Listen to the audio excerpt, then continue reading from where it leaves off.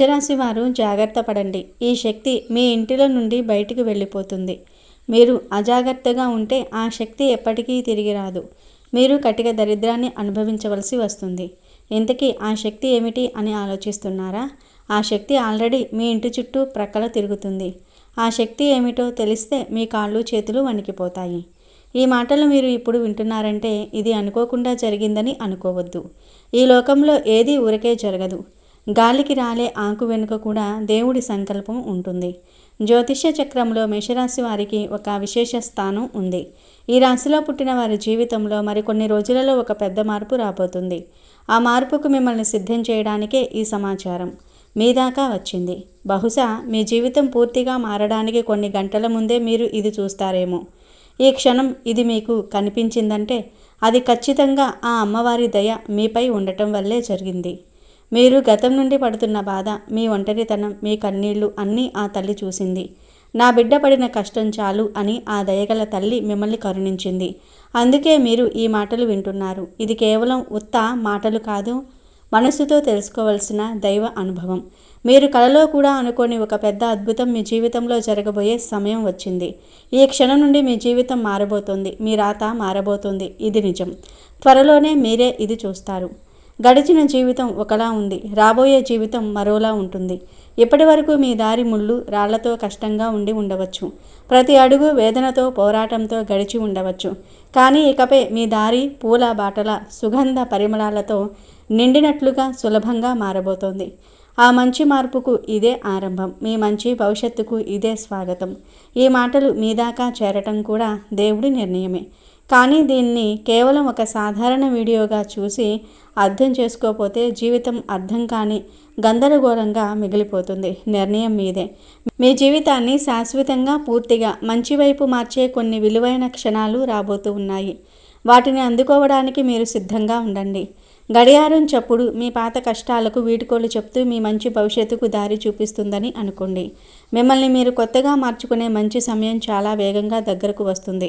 అందుకే ఇప్పుడు నేను చెప్పే మాటలను మీ పనులన్నీ ఆపి పూర్తి శ్రద్ధగా వినండి. ఎందుకంటే ఈ మాటల్లో మీ భవిష్యత్తుకు సంబంధించిన ఒక ముఖ్యమైన రహస్యం ఉంది. ఈ వీడియోని ఒంటరిగా చూడండి. సాక్షాత్తు ఒక దైవశక్తి మీ ఇంట్లో ప్రవేశించబోతుంది. ఆ దైవశక్తికి ఆల్రెడీ మీ మీద కరుణా కటాక్షం అనేది స్టార్ట్ అయింది. ఇంకా మీ ఇంట్లో ప్రవేశం ఒకటే ఆగి ఉంది. ఎప్పటి నుంచో మీ మీద ఆ దైవశక్తి అనేది ఏదైతే ఉందో అది తిరుగుతూ ఉంది. ఆ దైవశక్తి ఎప్పుడు మీ దగ్గరికి చేరుదామా అని ఎదురు చూస్తుంది. అలాగే మీ జీవితంలో ఉన్న కష్టాలన్నీ హరించి చక్కగా మీ దగ్గరకు వచ్చి మిమ్మల్ని కాపాడుకుంటూ మీకు వచ్చే ప్రతి ఒక్క ఆపదను కాపాడుతూ మిమ్మల్ని చల్లగా చూడడానికి ఆ దైవశక్తి మీ చుట్టుపక్కలే తిరుగుతుంది. ఇక 10 రోజుల్లో ఆ దైవశక్తి మీ ఇంట్లో ప్రవేశించబోతుంది. ఆ దైవశక్తి గురించి మీకు మంచిగా ప్రతి ఒక్క సంకేతం తెలుస్తుంది. ఆ దైవశక్తి ఎంతో సైలెంట్గా మీ జీవితంలోనికి ప్రవేశిస్తుంది. కానీ ఆ దైవశక్తిని గుర్తించకపోతే మాత్రం మీ జీవితంలోనికి వచ్చినటువంటి ఆనందము అయితే సైలెంట్గా తొలగిపోవచ్చు. మరి మేషరాశి వారు తీసుకోవాల్సిన జాగ్రత్తలు ఏంటి? మీకు వచ్చే సంకేతాలు ఎటువంటివి? ఆ దైవశక్తి మీ ఇంట్లోకి వచ్చేసింది అని చెప్పే ప్రతి ఒక్కటి కూడా చాలా క్లియర్గా ఇప్పుడు మనం ఈ వీడియోలో మనం తెలుసుకుందాము. ఫ్రెండ్స్, ఫస్ట్ అయితే ఈ వీడియో కనుక మీకు నచ్చినట్లయితే ప్లీజ్ లైక్ చేసి మీ ఫ్రెండ్స్కి షేర్ చేయండి. అలాగే మా ఛానల్ని సబ్స్క్రైబ్ చేసుకొని అలాగే ఈ వీడియోని ఎక్కడా స్కిప్ చేయకుండా చివరి వరకు చూడండి. అప్పుడే కదా మేము చెప్పే ప్రతి ఒక్కటి చాలా క్లియర్గా మీకు అర్థమవుతుంది. అలాగే మీ కులదైవం పేరు కామెంట్ చేయండి. ఇక వివరాల్లోకి వెళ్తే కనుక మేషరాశి అనేది రాశి చక్రంలో మొదటి రాశి.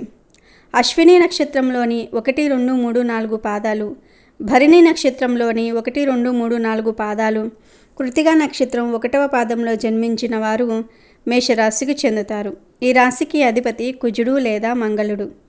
ఈ రాశి వారి యొక్క వ్యక్తిత్వాన్ని మనం చూస్తే కనుక కార్యరంగంలో దూకుడుగా వ్యవహరిస్తూ ఉంటారు. కొంచెం కోపం ఎక్కువగా ఉన్నప్పటికీ దాన్ని అధిగమించే శక్తి సామర్థ్యాలు కూడా వీరికి ఉంటాయి. అయితే కోపంతో మాత్రం కొన్ని సమస్యలను కొని తెచ్చుకుంటారు. అలాగే మేషరాశి వారి యొక్క జీవితంలో ఒడిదుడుకులు సమస్యలు ఎక్కువగా ఉన్నప్పటికీ వారికి కుటుంబ సభ్యుల మద్దతు కూడా చాలా ఎక్కువగా లభిస్తుంది.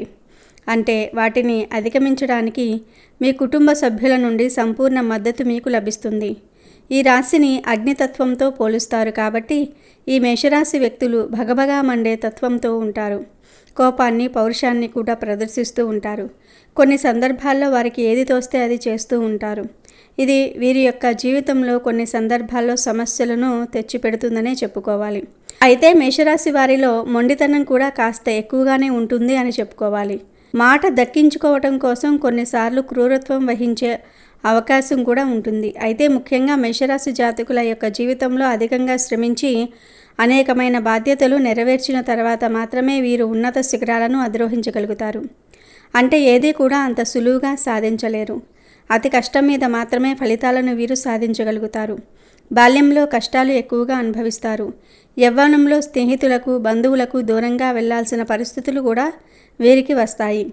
ఇబ్బందికరమైనటువంటి కుటుంబ పరిస్థితులు కూడా వీరికి ఉంటాయి. భారమైన కుటుంబ బాధ్యతల కారణంగా ఆర్థిక పరిస్థితుల ప్రభావం కూడా ఈ మేషరాశి వ్యక్తులకు చిన్న వయసులోనే అర్థమవుతుంది. అయితే ఈ మేషరాశి వారికి రాబోయే 10 రోజులలో ఎంతో మంచి అనేది జరుగుతుంది. సాక్షాత్తు ఆ దైవశక్తియే మీ చుట్టుప్రక్కల తిరుగుతుంది. కాబట్టి మీకు ఎటువంటి ఆపదైనా, ఎటువంటి కష్టాలైనా వస్తే ఆమె స్వయంగా పోరాడుతుంది. ఇప్పటిదాకా మీరు పడిన కష్టాలు చాలు, ఇక మీకు ఉన్న కష్టాలన్నిటినీ చెక్ పెట్టేస్తుంది ఆ దైవశక్తి. అయితే ఆ దైవశక్తి మీ ఇంట్లో ఎలా ప్రవేశిస్తుంది, అసలు ప్రవేశించిందా లేదా అనే విషయం గురించి ఇప్పుడు మనం తెలుసుకుందాము. ఆ దేవత మీ ఇంటికి వచ్చే ముందు కొన్ని సంకేతాలను పంపిస్తుంది. మొదటి సంకేతం ఏమిటి అంటే మీ మనసు ఒక్కసారిగా ఆధ్యాత్మికం వైపు మల్లుతుంది. అంటే మీ మనసు, మైండ్ రెండూ కూడా దేవుడి వైపే ఎక్కువ శాతం ఉంటాయి. మీకు ఎక్కువ గుడికి వెళ్ళడానికి, పూజలు చేయడానికి, అలాగే దేవుడి దగ్గర ఉంటే చాలు నాకు ఎంతో ప్రశాంతత కలుగుతుంది అనే భావన మీ మనసులోనికి వస్తూ ఉంటుంది. అలాగే ఇంకొక సంకేతం ఏమిటి అంటే మీకు నిద్రలో మెలకువ రావటం. మీకు నిద్రలో మెలకువ ఎప్పుడైతే వస్తుందో అది కూడా బ్రహ్మ ముహూర్తంలో మీకు ఎక్కువ మెలకువ అనేది వస్తుంది. ఉదయం 3 నుండి 5 గంటలలోపు సమయాన్ని బ్రహ్మ ముహూర్తం అని అంటారు. తెల్లవారుజామున మీకు తెలియకుండానే బ్రహ్మ ముహూర్తంలో మెలకువ అనేది వస్తుంది. దానికి తోడు మీరు ఎక్కువ చెడు మాటలు మాట్లాడడము, వేరే వారి గురించి చెడుగా మాట్లాడడము, వేరే వాళ్ళు ఎవరైనా చెడుగా మాట్లాడుతున్నా, అన్యాయం జరుగుతున్నా మీరు వాటిని అస్సలు సహించరు. మీకు కోపం వస్తుంది. కోపం అంటే మనకు వచ్చే విపరీతమైనటువంటి కోపం కాదు. ఎందుకు మనుషులు ఈ విధంగా మాట్లాడుతున్నారు, దీనికి ఇంతగా మాట్లాడవలసిన అవసరం లేదు కదా అనే భావన మీకు తప్పనిసరిగా కలుగుతుంది. మీరు ఎక్కువ శాతం ఒంటరిగా ఉండడానికి ఇష్టపడుతూ ఉంటారు. మీకు బాగా క్లోజ్గా ఉన్న వాళ్ళ దగ్గర ఉండడానికి ఫీల్ అవుతూ ఉంటారు.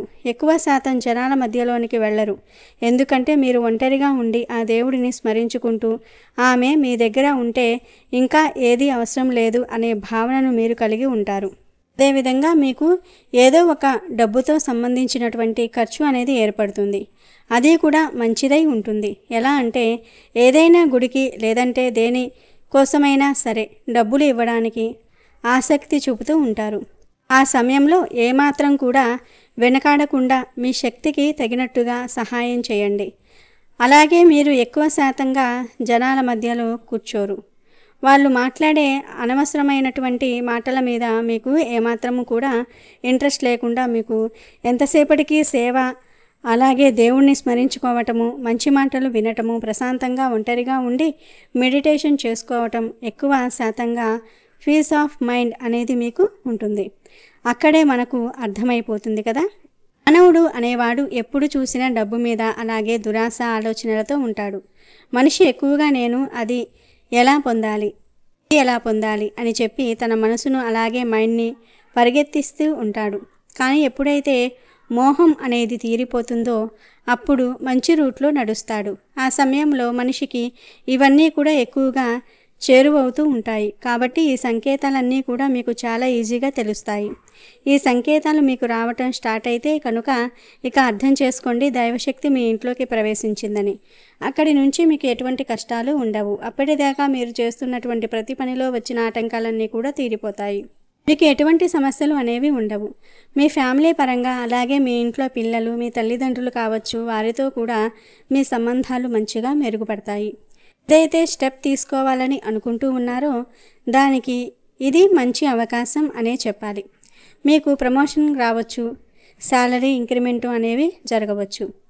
ఆ పని ఇక జరగదు అని అనుకుని వదిలేసినట్టుంటే ప్రతి ఒక్క పని కూడా ఇక మీకు తెలియకుండానే సజావుగా సాగిపోతూ ఉంటుంది. మీకు తెలియకుండానే ఆమె అనుగ్రహంతో ప్రతి ఒక్కటి మీ దగ్గరకు చేరువవుతూ ఉంటుంది. ఇక ఆ దేవత ఎవరు అంటే మీ కులదైవం. కొంతమందికి అమ్మవార్లు కులదేవతగా ఉంటూ ఉంటారు. మరి కొంతమందికి స్వామివార్లు కులదైవంగా ఉంటారు. ఈ రాశివారు తమ కులదైవం ఎవరో తెలుసుకుని వారికి పూజలు చేయాలి. మీ ఇంటిలోకి మీ కులదైవం అడుగుపెట్టే సమయం వచ్చేసింది. అయితే ఈ ఆధునిక జీవన శైలిలో చాలామందికి తమ కులదైవం ఎవరో తెలియటం లేదు.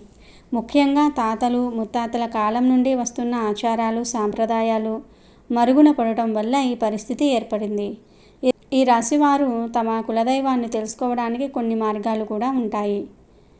మీ కుటుంబంలో వృద్ధులు పెద్దలు ఉంటే వారిని సంప్రదించండి. వారికి మీ కులదైవం గురించి దాని చరిత్ర గురించి పూజా విధానాల గురించి తెలిసి ఉండవచ్చు. మీ ఇంట్లో పాత పూజా పత్రాలు జాతకాలు లేక వంశ వృక్షాలు ఉంటే వాటిని పరిశీలించండి. కొన్నిసార్లు వాటిల్లో కులదైవం పేరు లేదా పూజాస్థలం గురించిన సమాచారం ఉండవచ్చు. మీకు తెలిసిన ప్రముఖ దేవాలయాల అర్చకులను లేదా పురోహితులను ఈ రాశివారును సంప్రదించండి. వారు మీ గోత్రం ఆధారంగా మీ కులదైవం గురించి కొన్ని సూచనలు ఇవ్వగలరు. ఈ రాశివారు తమ కులదైవాన్ని గుర్తించిన తర్వాత క్రమం తప్పకుండా పూజించటం అత్యంత ముఖ్యం. కులదైవ పూజకు కొన్ని ప్రాథమిక నియమాలు మరియు పద్ధతులు ఉంటాయి. వీలైనంత వరకు ప్రతిరోజు లేదా వారానికి ఒక్కసారి కులదైవానికి దీపం వెలిగించి ధూపం వేసి నమస్కరించండి. ఇది మీ దైనందిన జీవితంలో సానుకూల శక్తిని నింపుతుంది. కులదైవానికి సంబంధించిన పండుగలు జయంతి రోజులు లేదా పౌర్ణమి అమావాస్య వంటి ప్రత్యేక రోజులలో తప్పనిసరిగా పూజలు చేయాలి. కులదైవానికి ఇష్టమైన నైవేద్యాలను సమర్పించటం మంచిది. ఇది వారి కటాక్షాన్ని పొందేందుకు సహాయపడుతుంది. పూజించే స్థలం దైవం యొక్క చిత్రపటం లేదా విగ్రహం ఎల్లప్పుడూ శుభ్రంగా ఉండాలి.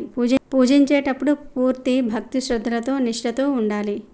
కులదైవ ఆలయాన్ని సందర్శించటం వీలైనప్పుడల్లా మీ కులదైవం వెలిసిన ఆలయాన్ని సందర్శించి అక్కడ పూజలు చేయండి. ఇది కుటుంబ సఖ్యతను పెంపొందిస్తుంది మరియు తలరాతల సాంప్రదాయాన్ని కొనసాగిస్తుంది. ఏదైనా ముఖ్యమైన పని ప్రారంభించే ముందు లేదా శుభకార్యాలు జరిపే ముందు కులదైవానికి సంకల్పం చెప్పుకోవటం శుభప్రదం. ఈ రాశివారు చేయకూడని తప్పులు. కులదైవం ఇంటిని వీడి వెళ్ళిపోకుండా ఉండాలంటే ఈ రాశివారు కొన్ని తప్పులు చేయకూడదు. ఈ తప్పులు కులదైవానికి అగౌరవం కలిగించి వారి ఆశీర్వాదాలను దూరం చేస్తాయని నమ్మకం.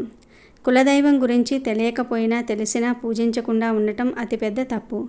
ఇది దైవశక్తిని దూరం చేస్తుంది. పూజించే స్థలం లేదా ఇంటి వాతావరణం అపరిశుభ్రంగా ఉండకూడదు. అపవిత్రమైన వస్తువులను వాడకూడదు. కులదైవం గురించి గౌరవంగా మాట్లాడడం లేదా ఇతరులను ఎగతాళి చేయటం చేయకూడదు. పూజ చేసే రోజుల్లో లేదా పూజించే స్థలంలో మాంసాహారం తినటం లేదా మద్యం సేవించటం వంటివి చేయకూడదు. కొన్ని కుటుంబాల్లో కులదైవానికి సాత్విక నైవేద్యాలు మాత్రమే సమర్పిస్తారు. కులదైవం పట్ల నమ్మకం లేకుండా కేవలం ఆచారంగా పూజలు చేయటం వల్ల ఫలితం ఉండదు. పూర్తి నమ్మకంతో పూజించాలి. ఇంట్లో మోసం అబద్ధాలు అన్యాయం వంటివి చోటు చేసుకుంటే కులదైవం ఆ ఇంట్లో నివసించడానికి ఇష్టపడదని నమ్మకం. ఇంట్లో నిత్యం కలహాలు గొడవలు ఉండటం వల్ల సానుకూల శక్తి తగ్గిపోయి కులదైవం ఆశీర్వాదాలు దూరమవుతాయి. శాంతి ఐక్యత ముఖ్యం. దైవ కార్యాలు చేయకపోవటము పేదలకు సహాయం చేయకపోవటం కూడా దైవానుగ్రహాన్ని దూరం చేస్తుంది. పూజలో అజాగ్రత్త అశ్రద్ధ నియమాలను పాటించకపోవటం వల్ల కూడా కులదైవం ఆగ్రహిస్తుందని నమ్ముతూ ఉంటారు. ఈ రాశివారు తమ కులదైవం తమ ఇంటిలో తిరుగుతుందని నమ్మాలి. ఈ నమ్మకాన్ని బలపరుచుకుంటూ తమ కులదైవాన్ని గుర్తించి నిత్యం భక్తి శ్రద్ధలతో పూజించాలి. ఇప్పుడు మనం చెప్పుకున్న ఈ తప్పులు చేయకుండా ఉండటం ద్వారా మీరు మీ కులదైవం ఆశీర్వాదాలను పొంది జీవితంలో సుఖంగా ఈ రాశివారు శ్రేయస్సు పొందగలరు. కులదైవం కేవలం ఒక దేవత కాదు, అది ఒక కుటుంబానికి ఆయుష్ అభివృద్ధి మరియు ఆధ్యాత్మిక బలాన్ని ప్రసాదించే శక్తి. కాబట్టి ఈ రాశివారు తమ కులదైవంతో అనుబంధాన్ని పెంపొందించుకోవటం ద్వారా వారి జీవితం మరింత సంతోషంగా మారుతుంది. అలాగే మీ కులదైవం పేరు కామెంట్ చేయండి.